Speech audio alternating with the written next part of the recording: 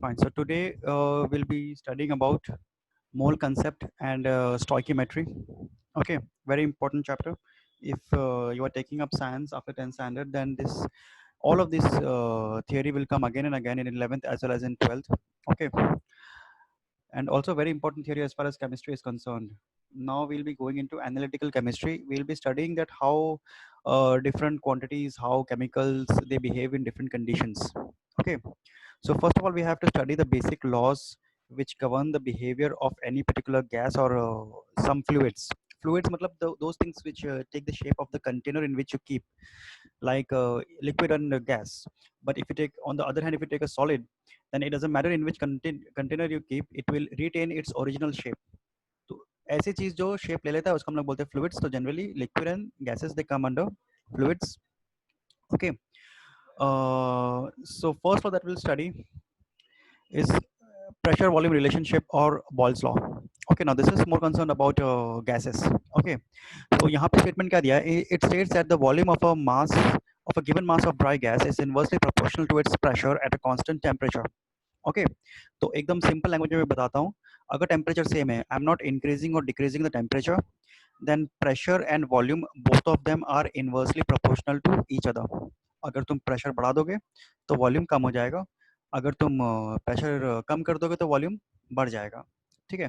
Just to give an example of that, suppose तुम्हारे पास एक बलून है. ठीक है, तुमने बलून को फिल अप करके उसको you have Tide it up and that balloon is perfectly stable in your hand right now. Okay, and the room temperature is not also increasing and decreasing. तुम अपने room में बैठे हो and the room temperature is same, temperature change नहीं हो रहा.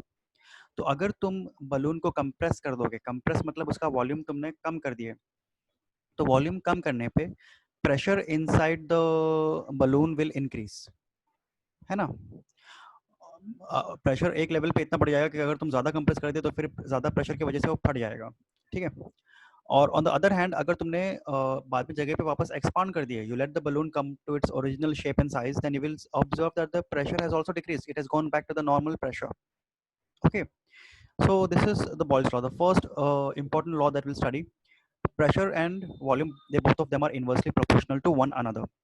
If two things are inversely proportional, then their product is always constant. अगर x और y दो quantity है and they are inversely proportional, तो उन लोग का multiplication x into y will always be constant. In this case, pressure and volume are inversely proportional, है ना. So P1 V1 is equal to P2 V2 is always constant. Is P3 V3. हमेशा pressure और volume को मैं multiply करूँगा, I will get a constant number. Let that constant be K. Okay. हाँ, constant temperature मतलब temperature same है, temperature उन्होंने कम ज़्यादा नहीं किया. Next we have Charles law. Okay, Charles law क्या बोलता है? Volume of a mass of a dry gas is directly proportional to its absolute temperature if the pressure is kept constant. Okay, अब suppose तुम्हारे पास एक ये है, क्या बोलते हैं, कंटेनर है. बलून नहीं, क्योंकि बलून को हीट करने पे तो बलून फट जाएगा. तो यहाँ पे तुम हीट कर सकते हो because you can change the temperature. यहाँ पे what is constant? The pressure is kept constant, मतलब atmospheric pressure is kept constant. तुम उसको एटमॉस्फेरिक प्रेशर से हटा के तुम कोई दूसरे प्रेशर चेंबर के अंदर लेके नहीं जा रहे हो. जो अपना एक्सटर्नल प्रेशर है वो हमेशा कांस्टेंट है. ओके, तो यहाँ पे if I heat the gas, gas will expand, and if I cool down the gas, then the gas will contract. It is as simple as that of that law that we studied previously now, that when you heat something it expands and when you cool down something it contracts. So expand matlab volume. So volume of a given mass of a dry gas is directly proportional to the temperature. Okay, temperature is measured in Kelvin, not degrees Celsius or degrees Fahrenheit, but the temperature over here is measured in Kelvin. इसका एक और statement क्या दिया है?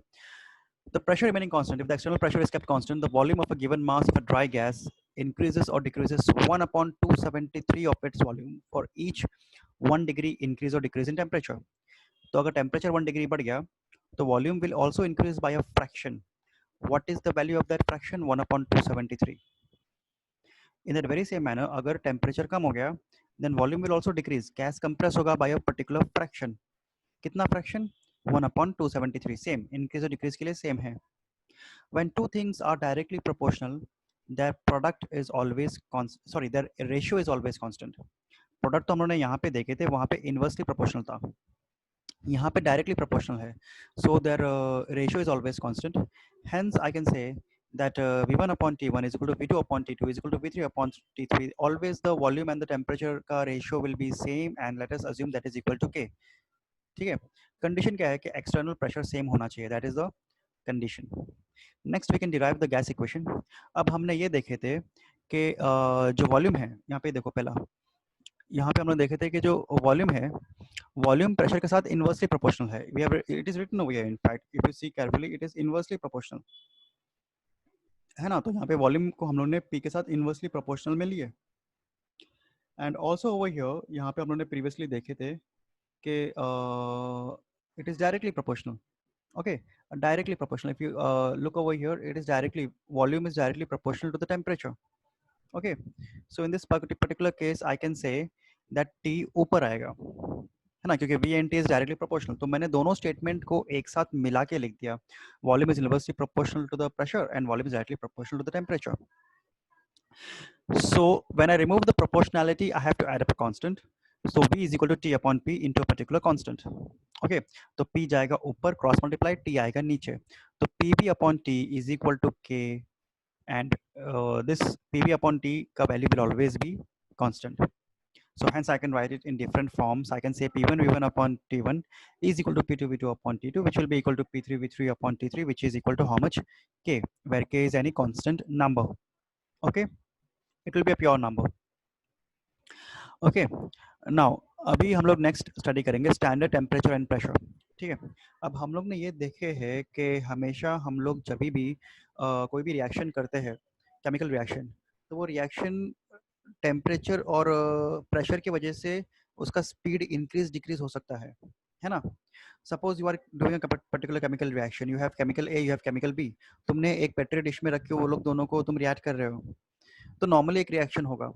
अगर तुमने क्या कर दिया, वो सेम पेट्री डिश को उठा के तुमने बर्नर के ऊपर रख दिया, तो उसका एक अलग रिएक्शन का तरीका रहेगा।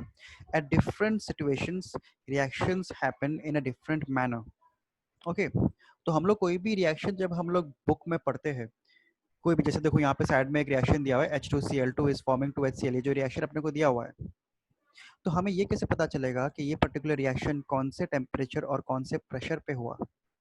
तो उसके लिए हमने क्या किया, हमने एक स्टैंडर्ड टेम्परेचर और प्रेशर हमने डिफाइन करके रख दिया। हमने ये बोले कि जो भी रिएक्शन हम लोग करेंगे, इस बुक में जो भी रिएक्शन पढ़ेंगे, whatever study of chemistry is being done throughout the world, all those chemical reactions are done at standard temperature and standard pressure. Okay, since the volume of a gas changes remarkably with change of temperature and pressure, it becomes necessary for us to choose standard values of temperature and pressure to which gas volumes can be referred. Okay, तो अलग अलग volume पे अलग अलग temperature होता है। ठीक है, तो इसके लिए हम लोग ने एक स्टैंडर्ड हम लोग ने डिफाइन किया। तो स्टैंडर्ड टेम्परेचर क्या है, स्टैंडर्ड टेम्परेचर है 0 degree Celsius, and if I से इट इन केल्विन, तो 0 degree is in kelvin 273 kelvin. तो ये हो गया हमारा स्टैंडर्ड टेम्परेचर।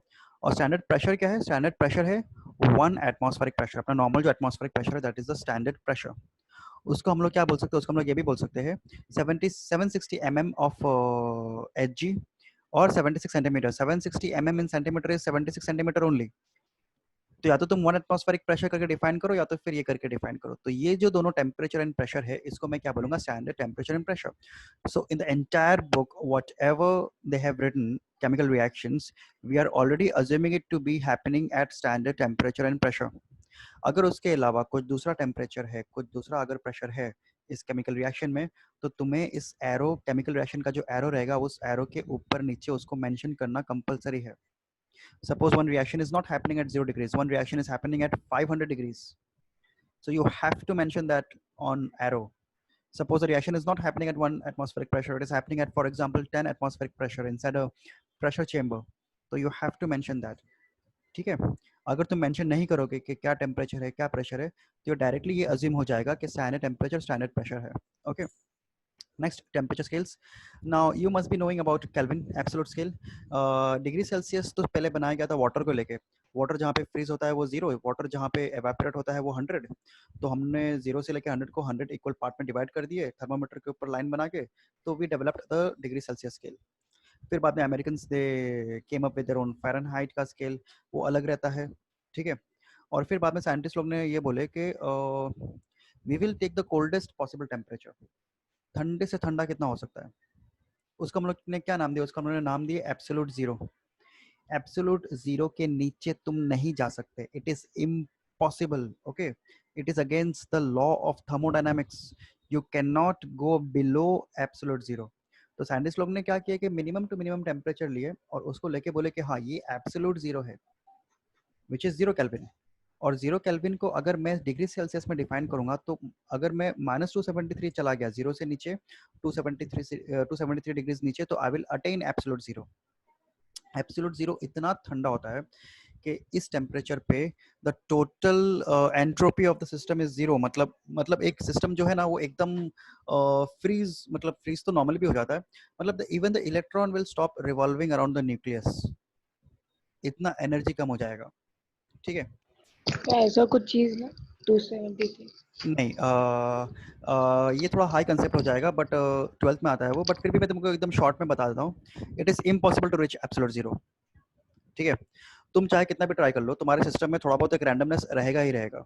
अगर तुमको एक सिस्टम दिख रहा है, अगर तुमको एक पर्टिकुलर चीज दिख रहा है which is on the surface very smooth, but if you go to microscopic level, nano level, you will observe के वहां पे थोड़ा बहुत रैंडमनेस है।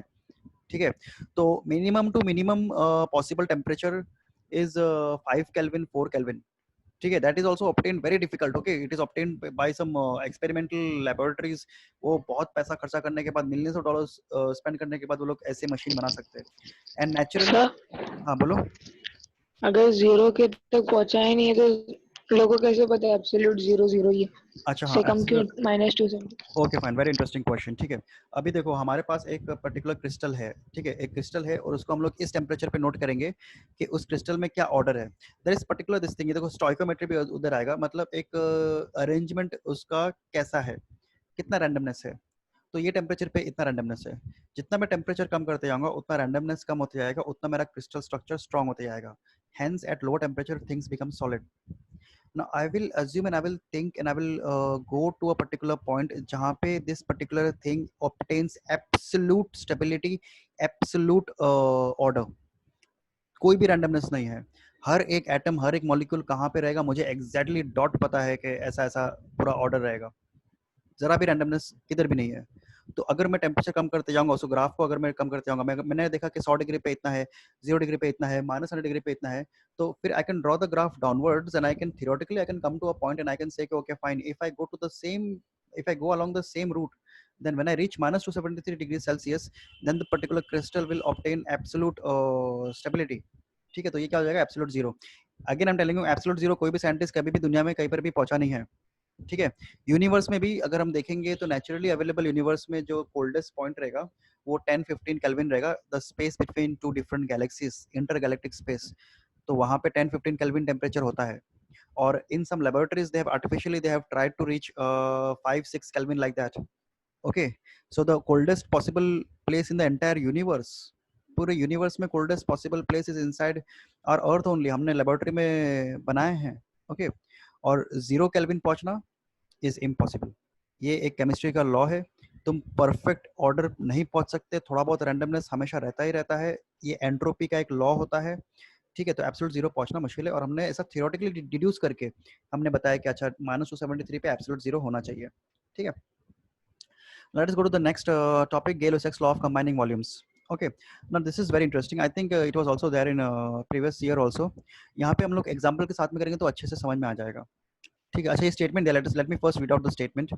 when gases react they do so in volumes which bear a simple ratio to one another and to the volume of the gaseous product, provided that all the volumes are measured at the same temperature and pressure। ठीक है, और ये जो law है ये law सिर्फ gas पे लगेगा क्योंकि volume of solid and liquid are considered to be zero. Actually volume, solid and liquid do not have zero volume. ये मत सोचो कि सॉलिड और लिक्विड का कोई वॉल्यूम ही नहीं है, डेफिनेटली सॉलिड लिक्विड का वॉल्यूम होता है।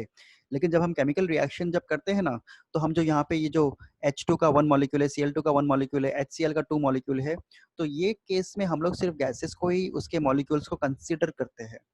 So for my consideration, I'm considering only gas, and for liquid and solid, I'm not considering in my this particular law. Okay, this Gay-Lussac's law. Okay, so this Gay-Lussac's law is only applicable for gases. So ये देखो यहाँ पे, if we consider the reaction of H2 plus Cl2 is forming to HCl, then the ratio in which the reactants is producing the product is 1:1:2. Okay, तो ये ratio हमेशा एक whole number का ratio रहेगा. You will never be obtaining decimal 1.111, 2.44 वगैरह ये सब. And this ratio is fixed whenever in the world, in the universe, anywhere if you go, if you take hydrogen and chlorine and if you obtain hydrochloric acid from that, okay, then always the ratio of the reactant to the product will always be 1:1:2. Hence देखो law में दिया हुआ है, provided when gases react, they do so in volumes which bear a simple ratio to one another and to the volume of the gaseous product. So they will always react in simple number के volume. And the condition is that all volumes are measured at the same temperature and pressure. हाँ, तो this reaction is happening at standard temperature and pressure. ये रहेगा. Ammonia will react in देखो 1, 3, 2. N2 का coefficient is 1, H2 का coefficient is 3, and H3 का coefficient is 2. So they are all reacting in a simple number. ठीक है, one कुछ भी decimal, कुछ भी fraction, कुछ भी ratio यहाँ पे नहीं आता. ये basically पता है क्यों नहीं आता? ये मैं बताता हूँ तुमको क्यों नहीं आता. अगर तुम कोई क्लास में जाओगे और मैं तुमको पूछूंगा कि अच्छा ठीक है मुझे गिन के बताओ वहाँ पे कितने बच्चे बैठे हुए हैं. Either you will say 4 students, 5 students, 10 students, 20 students, 50 students. Will you ever come up and tell me कि नहीं sir, in this particular class there is 25/2 fraction वाले students या फिर 1.1 वाले students? No, this is not possible. This is impossible. तुम्हें 1.5% तुम्हें कहाँ से मिलेगा? एक इंसान के आधा कटा हुआ बैठा हुआ है क्या? तो in that very same manner, consider one nitrogen molecule to be entirely one only. ठीक है? You cannot obtain a half of a human being. In that very same manner you cannot obtain half of nitrogen, क्योंकि nitrogen को n2 को अगर मैं half कर दूंगा तो नॉर्मल n एटम हो जाएगा. Behaviour of atom and behaviour of molecule is very different. They both behave in a different manner. So if you want a molecule, either you can have the molecule as a whole or you cannot have the molecule at all.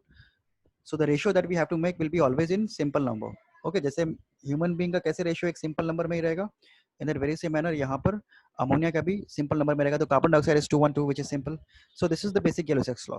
Okay, यहाँ पे they have given sums also. ठीक है, what volume of oxygen would be required to burn completely 200 ml of acetylene. So acetylene का chemical formula is given to us. It is what? C2H2. So C2H2 is acetylene, and what we are doing with C2H2, we are burning it. Burning का मतलब पता है क्या होता है? Burning का मतलब ये होता है कि ऑक्सीजन से रिएक्ट करना. अगर मैं एकदम सिंपल इंसान को मैं बताऊंगा कि reaction with oxygen means what, then reaction with oxygen means burning. Okay, that is fixed. Okay, so burning मतलब reaction with oxygen.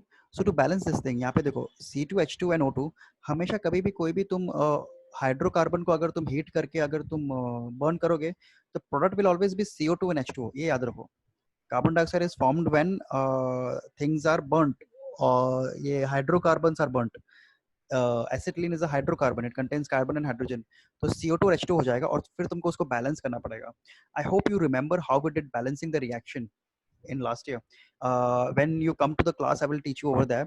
So basically just balancing in the reaction is done in such a manner that the atoms on the right hand side is equal to the atoms on the left hand side.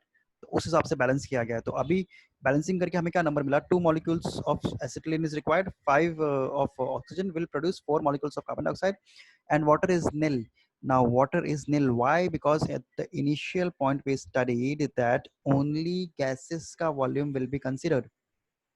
Okay, liquid and solid volume will not be considered. तो यहाँ पे H2O is water which is in liquid form, तो हम definitely उसको avoid करेंगे, बोलेंगे कि ये हमें लेने की जरूरत नहीं है, यहाँ पे volume nil है. ठीक है. So when acetylene and oxygen react, they form corresponding 4 volumes of carbon dioxide. Understood? तो ये उसका आंसर रहेगा. वो बैलेंसिंग करना रहेगा. I'll tell you how to balance that. Okay, यहाँ पे they have also given a lot of sums according to that. Basically this is same balancing the this thing only. अच्छा देखो 6 यहाँ पे liters दिया है, 6 liters of hydrogen and 5.6 liters of chlorine. Okay, now 1 volume of hydrogen will react with 1 volume of chlorine will to produce 2 volumes of hydrochloric acid. Okay, तो यहाँ पर क्या है? 6 liters of hydrogen is there and 5.6 liter of chlorine is there. ठीक है, तो जितना hydrogen है क्लोरीन भी अपने को उतना ही चाहिए. ठीक है, ऐसा नहीं है कि हाइड्रोजन और क्लोरीन का दोनों का रेशियो अलग अलग है. हाइड्रोजन जितना है क्लोरीन भी उतना ही है. तो अगर तुम्हारे पास 5.6 लीटर क्लोरीन है तो 5.6 लीटर हाइड्रोजन के साथ ही वो रिएक्ट कर सकता है. ठीक है, रिमेनिंग जो तुम्हारा 0.4 लीटर ऑफ हाइड्रोजन है वो वेस्ट जाएगा. ओके, और यहाँ पे 6 लीटर तो कार्बन क्लोरीन है नहीं कि 6 लीटर हाइड्रोजन 6 लीटर क्लोरीन के साथ रिएक्ट कर ले. Okay, so 5.6 liter of chlorine will react with 5.6 liter of hydrogen and the volume of hydrochloric acid is double of that of volume of hydrogen and chlorine. अगर hydrogen chlorine हमने एक एक लिया है तो HCl हमें 2 मिलता है. तो अगर तुमने अभी तुम बताओ मेरे को, तो अगर तुमने 5.6 ml हाइड्रोजन और 5.6 लीटर हाइड्रोजन और 5.6 ml लीटर अगर क्लोरीन लिया है, then HCl will be उसका double, 11.2 liters of HCl will be produced. It's a simple ratio वाला calculation. I hope you understand this. Okay, by the way, anyways, I will do all the sums again. In this chapter, there are going to be a lot of sums. I will do all the sums again when we start this thing. अभी क्योंकि balancing और वो सब पूरा exactly ऐसा बताना मुश्किल रहेगा. Otherwise, I'll keep a separate lecture जहाँ पे मैं सिर्फ वो जैसा मैं white board बनाता हूँ ना, वैसा बना के मैं explain करूँगा. अभी फिलहाल के लिए ये रखो, अपन ending में देखते हैं, ठीक है? Now, the reaction which is completely used up in a reaction is known as limiting reagent. Okay. Now, out of the reactants, hydrogen and chlorine, what was completely used up? Chlorine was completely used up. In fact, hydrogen हमारे पास 0.4 litre ending में रह गया था. ठीक है, तो reactant में, product में नहीं है, रिएक्टेंट में जो चीज थोड़ा एंडिंग पूरा का पूरा इस्तेमाल हो जाता है, which is used completely, that is called as limiting reagent. So in this case, chlorine is the limiting reagent because chlorine is used up fully. H2 is not used up fully. H2 in fact ending में थोड़ा बहुत रह जाता है. ठीक है, fine. तो हम लोग बोलेंगे कि हाँ, क्लोरीन लिमिटिंग रीजन इसलिए बोलते हैं क्योंकि जितना क्लोरीन है उसी के हिसाब से हम लोग ने HCl को कैलकुलेट किया. क्लोरीन वाज 5.6 ना, तो हम लोग ने HCl को 5.6 से मल्टीप्लाई किया. So that is the limiting reagent, that is my determining reagent. Okay, chlorine will determine क्योंकि हाइड्रोजन तो एक्सेस में है ही है. In that very same manner, they have also done this sum. Okay, balancing करने का, सबका volume calculate करने का. ठीक है, you can carry out with the same method. See to it if you can get that. Otherwise, I'll keep a separate lecture. Okay, same यहाँ पर भी this reaction because they have given a basic examples of how to calculate the volumes of given this thing. अच्छा खासे, अरे बाप रे, 8 sums दिए हुए. Okay. Acha, so I'll do one thing. What I'll once when I explain all the theory of this chapter ना, then I'll explain the sums of it. Okay. तो अलग से करते हैं. अभी साथ में ऐसा करने जाएंगे तो बहुत ज़्यादा टाइम लग जाएगा. और डोंट वरी, जब वापस हम लोग ट्यूशन यहाँ पे जब स्टार्ट करेंगे तो मैं तभी भी एक्सप्लेन कर दूंगा. तभी भी कुछ डाउट रहेगा then you can come up. Okay, because I understand that in online this thing teaching sums can be little bit tricky. Okay, I will still try for that. Let us see. Now next, Avogadro's law. Avogadro's law में क्या बोला गया है? Equal volumes of all gases under similar condition of temperature and pressure contain the same number of molecules. ठीक है, अब इसको explain कैसे करेंगे हम. ठीक है, अगर तुमने 1 लीटर हाइड्रोजन गैस लिए, 1 लीटर ऑक्सीजन गैस लिए और 1 लीटर नाइट्रोजन गैस लिए, hydrogen, oxygen, nitrogen, all three of them in room temperature they exist in gaseous form. ठीक है, तो you have taken these three gaseous form में hydrogen, nitrogen, oxygen. Now they are all different gases. They are not the same gases. सबका chemical behaviour अलग रहेगा, सबका physical behaviour अलग रहेगा, सब कुछ अलग रहेगा. बट क्या कॉमन है तीनों में? तीनों में we are having equal volume. ठीक है, दे विल हैव अभी अभी सिमिलर कंडीशन टेम्परेचर प्रेशर भी है. All three of them are kept under same temperature and same pressure.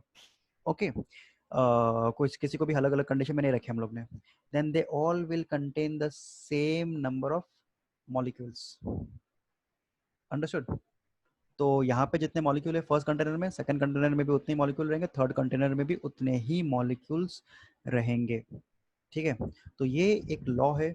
ये लॉ इतना कॉमन नहीं है जितना हम लोग, जैसे बॉयल्स लॉ है, pressure is inversely proportional to volume, वो तो हम लोग डायरेक्टली ऐसे ही मतलब कोई भी चीज़ का बता सकते हैं. ठीक है, लेकिन Avogadro law this is very much specific about gases. Okay, gases का ये पेक्यूलियर बिहेवियर है. ठीक है, this means that 1 liter of hydrogen contain the same number of molecules as are present in 1 liter of oxygen or in 1 liter of chlorine or in any other gas. Okay, so no matter what gas you take, if you're having 1 liter तो सबका same रहेगा. अगर तुमने सब 2 litre लिए तो फिर सबका सेम रहेगा. ठीक है, तो if you take equal volume then the number of this thing will also be, molecules will also be same. Now they have defined atom and molecule. Now I will not explain this thing again. Okay, Abdullah, we have done atom molecules a lot of time. We are not, right now we are in 10th standard, so we can skip this particular topic. Okay, let us go to atomicity. The number of atoms in a molecule of an element is called as atomicity. Like for example, अगर मैं hydrogen की बात करूंगा, hydrogen एक molecule के अंदर कितने atom होते हैं? 2 एटम होते हैं, H2. So its atomicity is H2 it is diatomic. Okay, यहाँ पे अलग अलग एग्जांपल दिया है.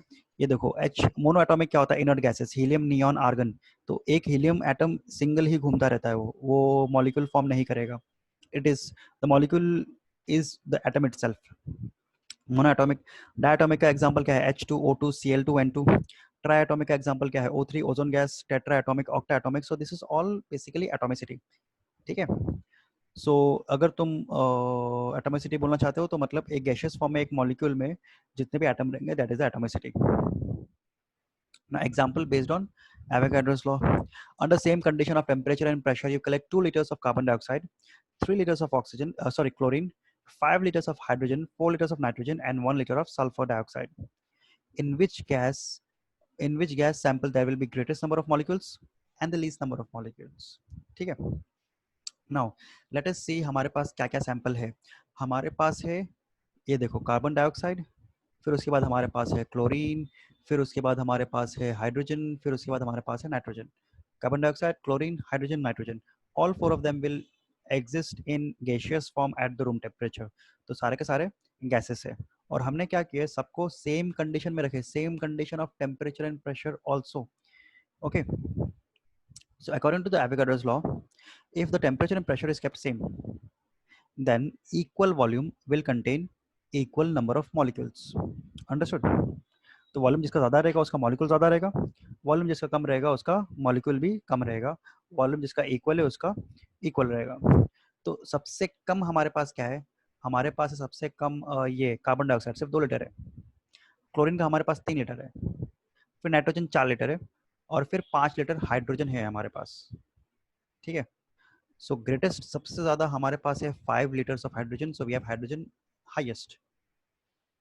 और लीस्ट है हमारे पास कार्बन डाइऑक्साइड, क्योंकि हमारे पास वो 2 ही लीटर है. ठीक है. So they have basically explained this 1 litre of sulphur dioxide. एक second, sulphur dioxide carbon dioxide क्या था वो, अच्छा सल्फर डाइऑक्साइड भी है, मैंने नीचे पढ़ा ही नहीं. Okay sorry. There is 2 liter of carbon dioxide से भी कम है हमारे पास. कार्बन डाइऑक्साइड चलो फिर भी 2 लीटर है, बट सल्फर डाइऑक्साइड तो सिर्फ 1 लीटर है. So hence sulfur dioxide will contain the least number of molecules. So just a theoretical answer, you can directly answer them, no problem. Okay. तो यहाँ पर भी ये दिया है, तुम वॉल्यूम के हिसाब से तुम कैलकुलेट कर सकते हो कि किसके अंदर कितने मॉलिक्यूल्स रहेंगे. Okay. Let us go to the next topic. Okay fine, these are sums and answers. Try it. Okay, give me this one. Okay, I'll show you these answer tomorrow. 5A का. Okay, नीचे का सब numerical problems है ना, try to solve it. So I am not saying it to be compulsory. Try to solve it. अगर आ गया तो फिर ठीक है, नया तो फिर हम लोग जब यहाँ पे करेंगे तो मैं सॉल्व करके दिखाता हूँ. ठीक है. ओके. या अच्छा, let us do one more topic. नीचे चले जाते हैं. 5.A हो गया है, थोड़ा बहुत आगे भी देख लेते हैं. अच्छा, रिलेटिव एटॉमिक मास और atomic weight. Now atomic weight तुमने पहले भी पढ़ा होगा. Atomic weight is not a new concept. तुमने देखा होगा एटॉमिक वेट का मतलब क्या होता है. अगर तुम कोई भी एक एटम ले लोगे, उस एटम के अंदर तुम number of proton, number of neutron अगर तुमने ले लिए, atomic mass, atomic weight, that's it, one and the same thing. Okay. तो अगर हम लोग ग्राम में डिफाइन करेंगे तो 1 gram of hydrogen is 1.6735 10⁻24. Oxygen का इतना है. तो डिफरेंट गैसेस